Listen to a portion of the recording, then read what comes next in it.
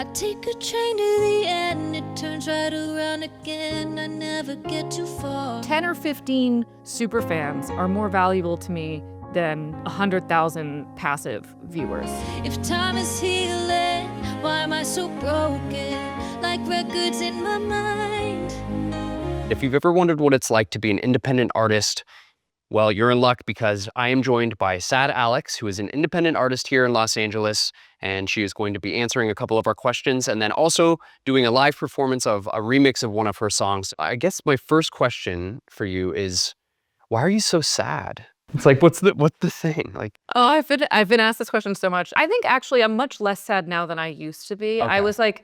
I was perpetually heartbroken for like 10 years over nothing. And like I've had my own battles with mental health in all different ways. But I'm also Palestinian. My last name is Saad, S-A-A-D, which I've that's what tried it's to, from. Okay, yeah, well, whoopsies. it was a Because combination of both. you're so happy and nice. After a long time of being just like perpetually unsatisfied with life and love, and that portrayed in my songs through, if anyone followed my catalog, they were like, damn, this bitch had it tough for a long time. I feel like where my songs were born was in a lot of they were more sad by nature. I was writing songs since I was 12 and I played piano and I did all these things growing up.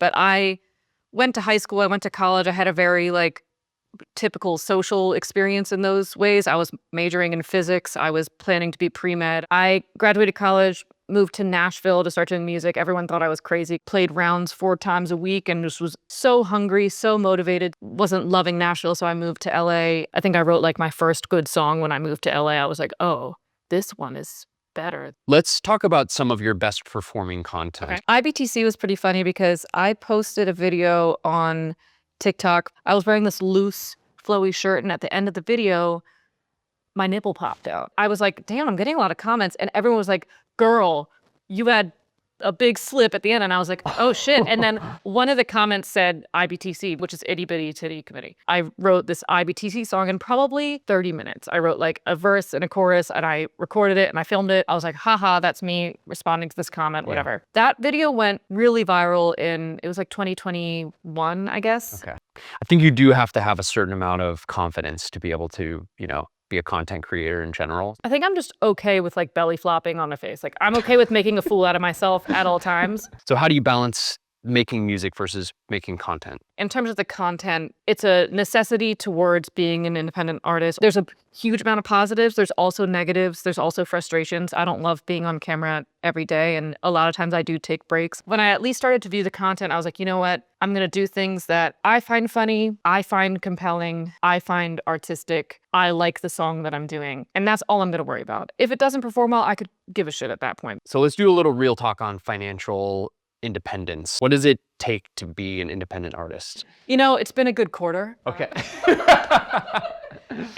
It is so up and down. And I think like music has been probably consistently devalued over the last 25 plus years, whatever it is, that have made it increasingly more difficult to monetize. You got to put some away so that you're prepared for the inevitable few months where like there's not as many things coming up. Making a living doesn't have to all come out of your songwriting income. YouTube's gonna make me some money. This side job's gonna make me some money. Yeah. And try to just compile that in something that's like a little bit more sustainable. How much do you feel like you have to write for the algorithm these days versus writing for yourself? If something in pop culture or something is really blowing up that I can make a song about that, I'll chase that. But again, I try to confine that like I'm also entertained by this song. There's a lot of people that will watch long form content, get a lot out of it, but not interact with the video. Yeah. But they maybe stayed and watched and learned a lot about you. 10 or 15 superfans are more valuable to me than 100,000 passive viewers. And a lot of times from YouTube is where I get people that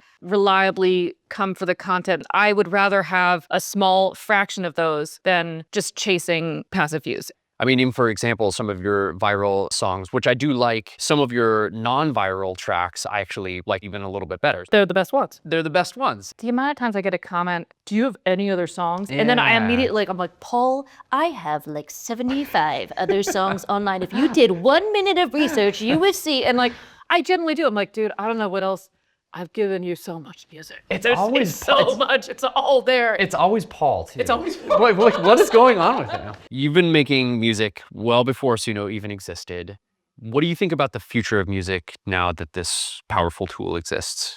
There's always this initial fear response to a new tool, technology, software, whatever it may be. And it's natural to be afraid of it. I still value my musicality. I still play instruments and plan to, but there are going to be some that take something like Suno and take the instrumentals and sing over them. That's still a kid being creative, learning something, creating something. From the creatives that I've seen and respect, and even from the top to the bottom, it's pretty much used in that way. Whether you're, oh, I need to get a male vocal on this because I'm pitching this to the band, is because I don't have time to get a vocalist in here. Yeah. And I think those are all pretty awesome advancements. Like those are things that used to be big, cumbersome problems. I actually really enjoy like the ways I've used it this year for production, for changing a vocal, for changing a genre of something if I needed to. It's been very useful for me, and it can save you some time. If I don't have time to produce out a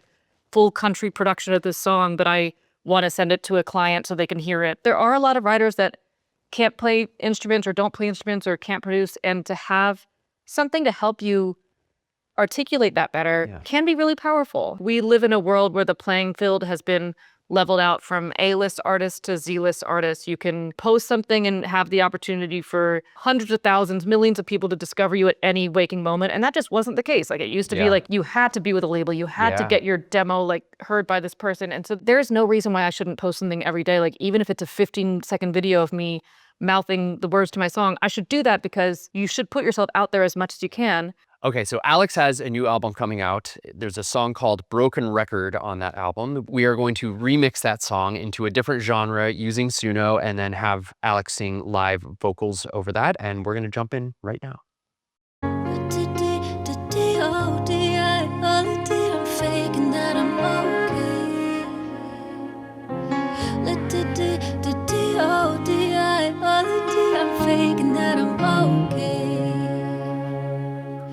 I take a train to the end, it turns right around again. I never get too far.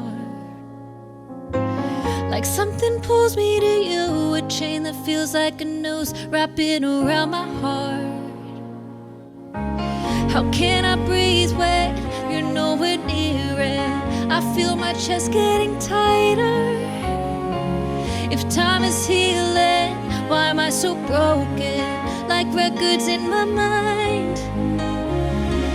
You're lying in her arms tonight. I know I'm lying when I say I'm fine. I don't like it, but you're fading to another world away, while I'm faking that I'm okay. How can I breathe when you're in her arms tonight? I know. How can I breathe when you're fading to another world away? I'm faking that I'm okay. You're like a dream in my mind, so clear when I close my eyes, but now I can't recall. Our story skips a few beats, I feel the memories bleed. Did you love me at all? How can I breathe when you're nowhere near it? I feel my chest getting tighter. If time is healing, why am I so broken? Like records in my mind. You're lying in her arms tonight. I know I'm lying when I say I'm fine. I don't like it that you're fading to another world away, while I'm faking that I'm okay. How can I breathe when you're in her arms tonight? I know. How can I breathe when you're fading to another world away? I'm faking that I'm okay. I'm faking that I'm okay.